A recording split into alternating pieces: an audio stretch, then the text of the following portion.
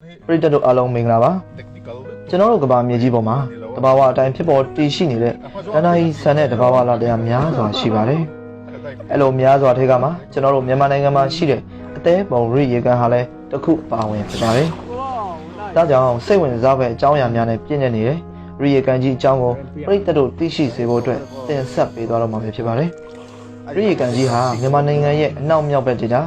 ချင်းပြည်နယ်ရဲ့အနောက်မြောက်ဘက်အစွန်ဖလန်းမြို့နယ်မှာတည်ရှိတဲ့တဘာဝရေကန်တစ်ခုဖြစ်ပါတယ်အိန္ဒိယမြန်မာနယ်စပ်နဲ့နေပြီးနယ်စပ်မြင့်တဲ့2မိုင်တာဝေးပါတယ်ပင်လယ်ရေမျက်နှာပြင်အထက်ပေပေါင်း2966ပေအမြင့်မှာထူးခြားစွာဖြစ်ပေါ်နေတဲ့ရေကန်တစ်ခုလည်းဖြစ်ပါတယ်အိန္ဒိယနိုင်ငံဘက်ကျမ်ဖိုင်မြို့နယ်မိုင်20တာဝေးပြီးတော့မီဇိုရမ်ပြည်နယ်မှာရှိတဲ့မြို့တော်အိုင်ဇောနဲ့လည်းမိုင်130တာဝေးပါတယ်ဒါကြောင့်ရေကန်ကြီးကိုလာရောက်လည်ပတ်သူနိုင်ငံသားတွေကတော့အိန္ဒိယနိုင်ငံဘက်မှာများတာကိုလည်းတွေ့ရပါတယ်။ရေကန်ကြီးရဲ့တဏှာကြီးဆန်တဲ့ဖြစ်တည်မှုတမိုင်းတွေလည်းရှိခဲ့ပါတယ်။လွန်ခဲ့တဲ့နှစ်ပေါင်း900-600နီးပါးကလာမီဇိုချင်းလူမျိုးတို့ရဲ့အခြေချနေထိုင်ခဲ့တဲ့အချိန်မှာပဲဖြစ်ပါတယ်။ချင်းနွယ်ဝင်မီဇိုလူမျိုးနဲ့ပွာငွန်းနွယ်ဝင်တို့ဟာ1450ခုနှစ်ကနေစတင်ပြီးချင်းတောင်တန်းတွေပေါ်မှာမြို့ပြတည်ထောင်ပြီးအခြေချနေထိုင်ခဲ့ကြပါတယ်။အဲ့လိုနေထိုင်လာခဲ့ရမှာတနေ့တော့အခါဒုတိယမြောက်ဆွေးမွေးမြို့တကြီးဟွာထန်ဟာအိမ်မက်တစ်ခုကိုမှတ်ပါတယ်။အဲ့ဒီအိမ်မက်မှာမုံစိမ်မွေးဖားရနဲ့အလွန်တရာမှကြက်ပြေရှိလာတယ်။နတ်မင်းကြီးတစ်ပါးကဟွာထန်ကိုကိုရောင်ပြပြီး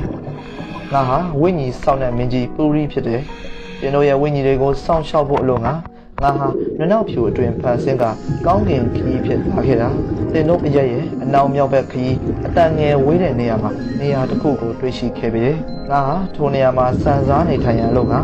ထိုနေရာအားလူတို့ရဲ့တဲနှလုံးပုံတိတိကျကျရှိတဲ့ရေအိုင်ကြီးတစ်ခုဖြစ်ဖန်ဆင်းလိုက်ပြီတဲ့ထိုရေအိုင်ကြီးမှာယနေ့မှစပြီးငါကိုတော်စံစားမှာဖြစ်တယ်လို့တေတော်သူအားလုံးရဲ့ဝိညာဉ်တွေဟာလည်းမဖြစ်မနေငါထံကိုလာကြရပါမယ်လို့ပြောဆိုမိန့်ကြားခဲ့ပါတယ်အဲ့ဒီအိမ်မက်အရာဟွာတာသူ့ရဲ့မူးမက်တွေကိုလွတ်ပြီးရေအိုင်ကြီးကိုရှာဖွေစေခဲ့က9ရက်တိတိပြည့်မြောက်တဲ့နေ့မှာပဲအဲ့ဒီရေအိုင်ကြီးကိုတွေ့ရှိခဲ့ပါတယ်အဲ့လိုတွေ့ရှိခဲ့တဲ့အချိန်ကစပြီးအဲ့ဒီရေကန်ကြီးကိုရိရေကန်လို့ခေါ်ဆိုခဲ့တာဖြစ်ပါတယ်ရိဆိုတာကတော့ရိနမင်းကြီးကိုကိုစားပြုပြီးခေါ်ဆိုတယ်လို့သိရပါတယ်ရိရေကန်ရဲ့ဧရိယာကျယ်ဝန်းကတော့832ဧကရှိပါတယ်ရေပြင်ရဲ့ပြင်းပြအနက်ကတော့ပေ90ရှိပြီးတော့အနက်ဆုံးကတော့ပေ60အထိရှိပါတယ်ကံရည်ပြင်အယောင်ကတော့ပြားလဲရှိပြီးကံအတွင်းမှာကြာဖြူကြာနေနဲ့ဗေဒာတွေဖူးပွင့်နေလေရှိကြပါတယ်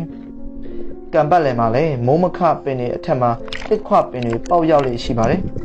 အဲ့ဒီမိုးမခပင်တွေကိုဝိညာဉ်ခြံစည်းရုပ်လို့လည်းယုံကြည်ချက်အရနာမည်ပေးထားတာဖြစ်ပါတယ်အိန္ဒိယဘက်မှာလာရောက်တဲ့ခရီးသွားတွေကလည်း၎င်းတို့ရဲ့ဆွေမျိုးသားချင်းတွေရဲ့ဝိညာဉ်တွေဟာအဲ့ဒီရိရေကန်ကြီးထဲမှာလာရောက်မိခိုနေထိုင်နေလို့ယုံကြည်ချက်နဲ့လာရောက်ကြတယ်လို့လည်းသိရပါတယ်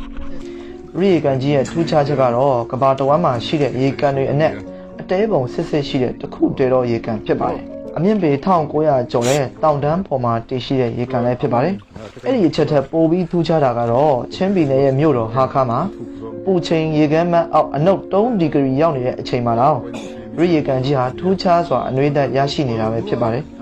အထူးခြားဆုံးကတော့ရေကန်ထဲကိုချောင်းရီမြောင်းရီစီးမဝင်မိုးလဲမရွာတဲ့ဒီဇင်ဘာလကုန်ပိုင်းနဲ့ဇန်နဝါရီလဆန်းကဲလို့ဆောင်းနှင်းထန်တဲ့ကာလတွေမှာတော့ကံရည်ပင်ဟာအလိုအလျောက်နောက်ကျနေတတ်တာပဲဖြစ်ပါတယ်ခုနောက်ပိုင်းမှာတော့ရိကန်ကြီးအတွင်းအပျော်စီးလေတွေစီးနှင်းနိုင်အောင်စီစဉ်ပေးထားခြင်းနဲ့ညအိတ်တဲခုနိုင်အောင်ဘန်ဂလိုတွေစီစဉ်ပေးထားတာကြောင့်တောင်ပေါ်ဓားတွေနဲ့အတူပြားရည်ဆန်ခီးထွက်သူတွေနဲ့ပါစီကားလေးရှိပါတယ်ရိကန်ကြီးဟာချင်းပြည်နယ်အတွက်တာမကမြန်မာနိုင်ငံအတွက်တောင်ပေါ်ဒေသမှာစာပကြီးခြေသားမကုံနိုင်တဲ့ရှုခင်းကြီးတစ်ခုတစ်ဖွဲတည်ရှိနေတော့မှာဖြစ်ကြောင်းဂုဏ်ယူစွာနဲ့တင်ဆက်ပေးလိုက်